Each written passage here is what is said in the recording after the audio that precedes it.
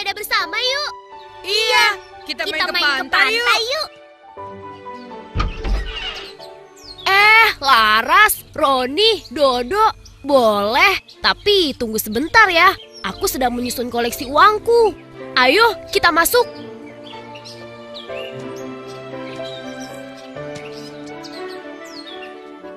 Koleksi uang? Ada berapa juta rupiah, Rup? Boleh dong, traktir aku. Uang apa itu? Sepertinya aku baru melihatnya. Oh, semua ini uang lama yang hanya berlaku di zaman dulu. Jadi tidak bisa digunakan lagi untuk jajan. Kalau tidak bisa digunakan lagi, untuk apa disimpan-simpan, Rup? Bahkan disimpannya di tempat khusus pula. Ini semua peninggalan kakek dan nenekku.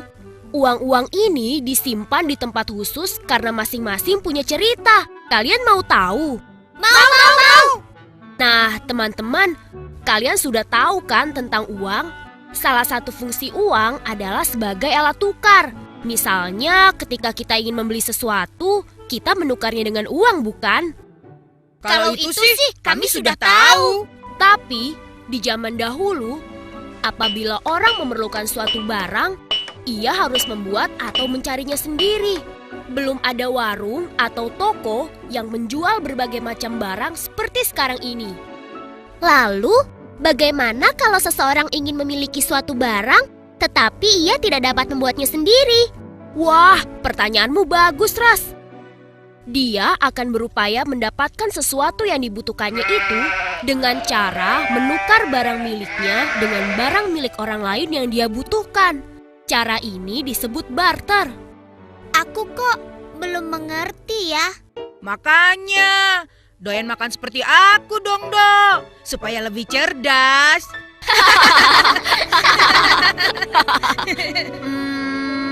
Misalnya begini. Pak Demang sedang memerlukan sapi. Maka ia akan mencari pemilik sapi yang mau menukarkan sapinya dengan barang milik Pak Demang. Misalnya ditukar dengan 1 karung bawang putih.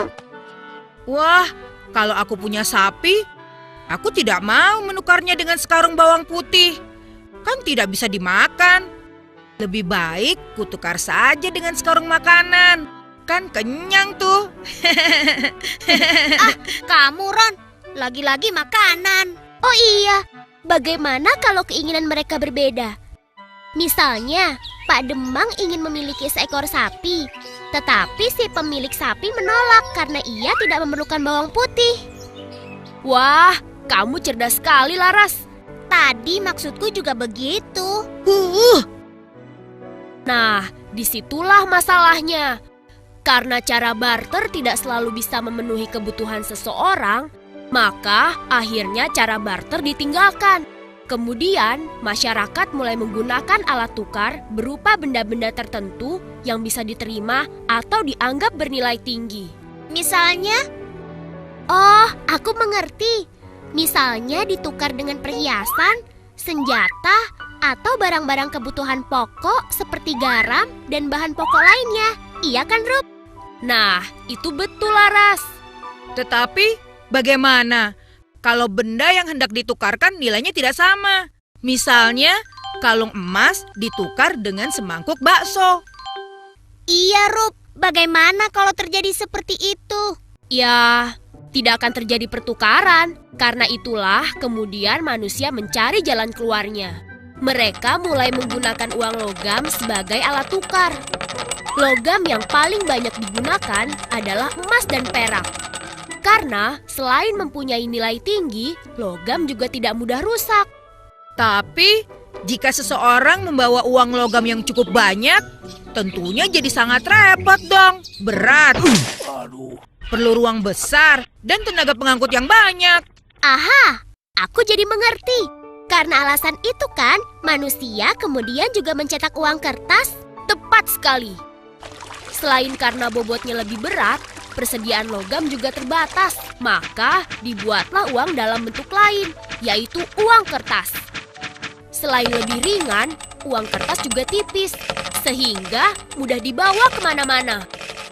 Wah, enak juga kalau aku hidup di zaman dulu. Kalau mau makanan yang enak, tinggal membuat uang saja, dari logam atau dari kertas. Tidak begitu, Ron. Pembuatan uang tidak bisa dilakukan seenaknya. Ada peraturan yang khusus mengatur tentang hal itu. Setiap negara pasti akan menetapkan lembaga tertentu yang diperbolehkan untuk mengeluarkan dan mengedarkan uang kertas atau uang logam sebagai alat pembayaran yang sah di negara tersebut. Kalau di Indonesia, lembaga seperti itu apa namanya, Rup? Namanya Bank Indonesia, yang merupakan Bank Sentral Indonesia. Bank Indonesia diperbolehkan mengeluarkan dan mengedarkan uang rupiah sebagai alat tukar yang sah di Indonesia.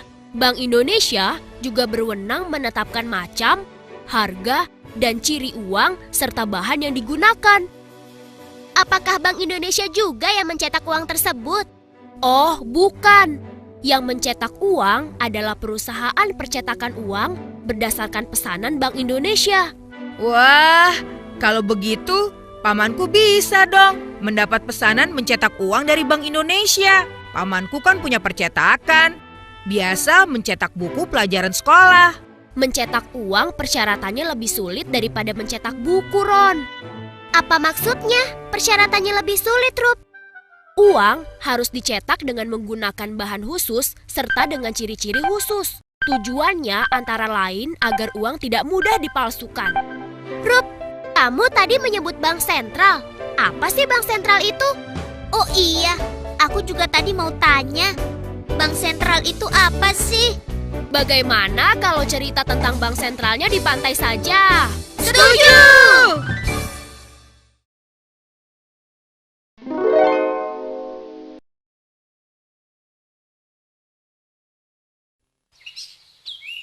Teman-teman, ayo kita berlomba. Siapa yang bisa sampai ke pelabuhan lebih dahulu akan aku beri hadiah. Hadiahnya apa, Ruby? Mie ayam atau sate ayam? Kamu Ron, makanan terus yang dipikirkan. Hadiahnya 1 keping uang logam kuno. Asik! Oke deh, aku yang hitung ya. Perlombaan dimulai pada hitungan kelima. Siap, 1, 2, 5. Hei, Rodi curang. Awas ya, aku susul kamu. Hore! Aku menang, aku menang. Tidak bisa, kamu curang. Pokoknya perlombaan harus diulang. Teman-teman, lihat kapal-kapal itu.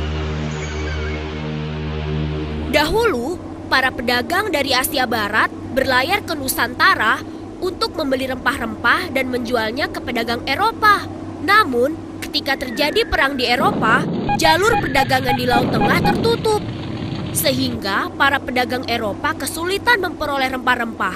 Akhirnya, mereka berusaha berlayar sendiri langsung ke tempat penghasil rempah-rempah. Pada abad ke-16, melalui perjalanan laut yang cukup lama, bangsa Eropa akhirnya menemukan kepulauan Nusantara yang kaya sekali akan rempah-rempah. Bangsa Belanda juga tidak ketinggalan datang ke Nusantara. Ruby, Nusantara itu negara mana? Wah, kamu ini kurang informasi, Ron. Nusantara itu ya Indonesia. Jangan marah begitu dong, Laras. Coba Ruby sejak tadi bilang Indonesia. Aku kan mengerti kenapa pakai istilah Nusantara. Istilah Nusantara telah ada sejak zaman Kerajaan Majapahit. Wilayah Nusantara mencakup daerah-daerah yang sekarang merupakan negara kesatuan Republik Indonesia. Zaman dahulu kan belum ada negara Indonesia. Nah, begitu dong. Kalau dijelaskan seperti itu, aku kan cepat mengerti. Oh, jadi karena ingin menguasai rempah-rempah kita, Belanda kemudian menjajah Nusantara ya? Benar sekali. Kemudian, kegiatan perdagangan semakin ramai, sehingga dibutuhkanlah bank untuk memudahkan para pedagang dalam bertransaksi. Oleh karenanya, pada tahun 1828, atas perintah Raja Belanda Willem I, pemerintah Belanda di Nusantara mendirikan De Javase Bank yang ditetapkan sebagai bank sirkulasi. Ruby, apa sih artinya bank sirkulasi? Artinya, bank yang tugasnya mengeluarkan dan mengedarkan uang. Tetapi, waktu itu Dayavasa Bank juga menerima simpanan dari masyarakat dan memberikan pinjaman. Ketika Jepang datang merebut wilayah Nusantara dari tangan Belanda pada tahun 1942, Dayavasa Bank ditutup oleh pemerintah militer Jepang. Pada tahun 1945, Jepang menyerah pada tentara sekutu setelah kota Hiroshima dan Nagasaki dibom oleh tentara sekutu. Indonesia segera memproklamasikan kemerdekaannya. Rup, apakah setelah merdeka, pemerintah Indonesia mendirikan bank sirkulasi sendiri?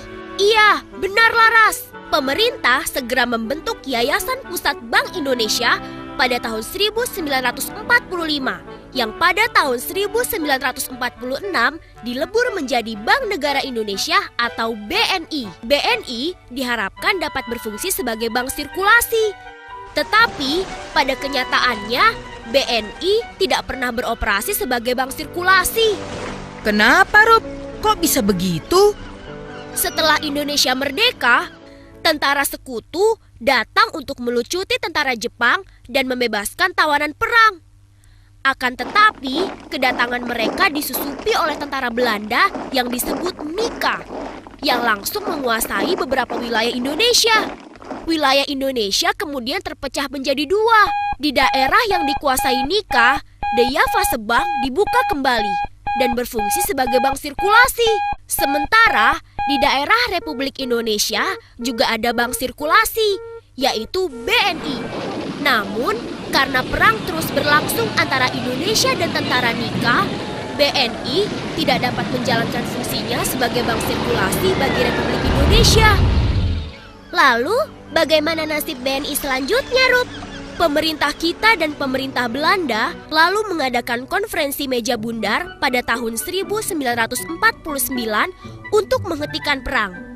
Belanda akhirnya mengakui kedaulatan Negara Kesatuan Republik Indonesia, tetapi tidak mengakui BNI sebagai bank sirkulasi. Fungsi bank sirkulasi tetap diteruskan oleh Dayavasa Bank dan BNI ditetapkan sebagai bank pembangunan. Kalau saja sekarang masih ada penjajah Belanda, pasti sudah aku lawan mereka. Tikus! Tikus! Tikus! Mana tikusnya? Roni. Sama tikus saja takut mau melawan tentara Belanda. Nah, teman-teman, keputusan konferensi meja bundar itu justru membuat semangat nasional bangsa Indonesia semakin menggebu-gebu. Tahun 1951, Dayavasa Bank dinasionalisasi oleh pemerintah Indonesia. Nasionalisasi? Maksudnya? Maksudnya, melalui suatu proses, Dayavasa Bank akhirnya menjadi milik pemerintah Indonesia. Lalu, Dayavasa Bank sekarang masih ada tidak? Sekarang sudah tidak ada. Pada tahun 1953, Dayavasa Bank diganti menjadi Bank Indonesia sebagai Bank Sentral Indonesia. Nah, sebagai bentuk kecintaanku kepada Indonesia, sekarang aku mau menabung di Bank Indonesia. Oh, tidak bisa, Dok. Bank Indonesia sebagai bank sentral tidak menerima simpanan dari masyarakat dan tidak memberikan pinjaman kepada masyarakat. Kita bisa menabung di bank-bank umum atau di bank perkreditan rakyat.